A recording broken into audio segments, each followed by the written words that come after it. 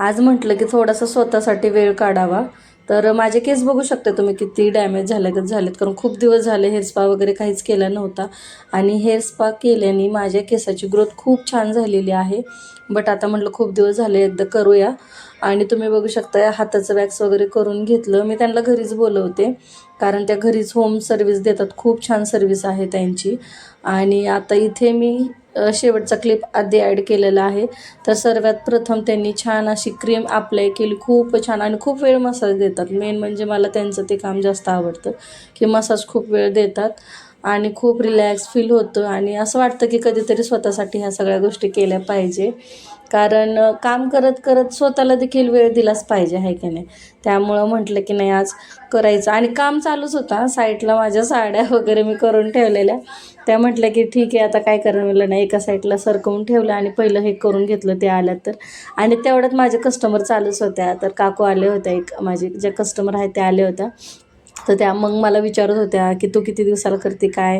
तर आमची चांगली चाललेली चर्चा की तुम्ही बघू शकता माझ्या हेअरची ग्रोथ किती छान आणि किती सुंदर झालेली आहे. खूप छान झालेला आणि रिझल्ट तुम्ही बघू शकता. थोडासा खालीवर कट मला जसं हवा तसं एवढे ब्लाऊज खूप छान. तर हा मला वाटतं दुसऱ्या दिवशीचा का त्याच दिवशीचा क्लिप आहे, मला आठवत नाहीये.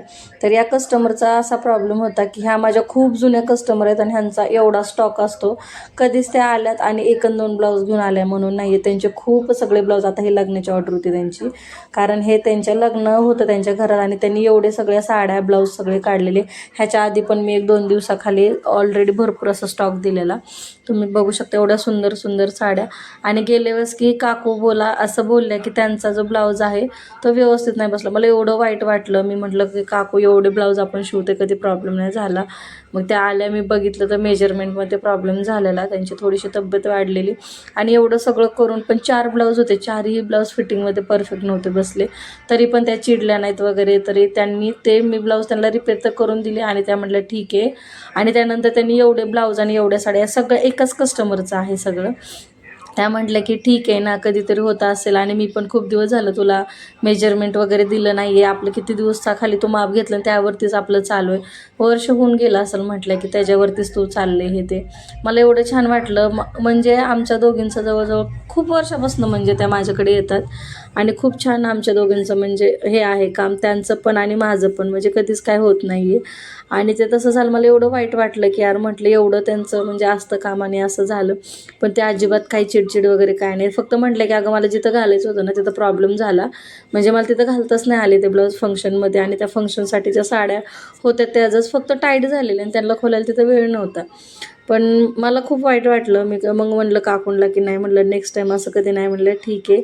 आणि ते देखील ब्लाऊज रिपेअर करून दिले. आणि त्यानंतर हे मग दुसऱ्या ब्लाऊजचे जे आता त्यांना उद्या परवाचं त्यांचं लग्न आहे त्यासाठी. आणि खूप छान वाटतं की मला असं माझे कस्टमर मला समजून घेतात. आणि मी देखील एकदम म्हणजे त्यांच्यापेक्षा जास्त मला माझं हे असतं की नाही, मी जास्त टेन्शन घेते की त्यांनी आता हे ब्लाऊज मला एका दिवसात मी 6-6 ब्लाऊज त्यांचे कंप्लीट केले. त्यांच्यापेक्षा जास्त मला काळजी असते की माझे काम वेळेत झालं पाहिजे आणि त्यांना वेळेत भेटलं पाहिजे. सो भेटूया नेक्स्ट व्हिडिओमध्ये. Bye bye.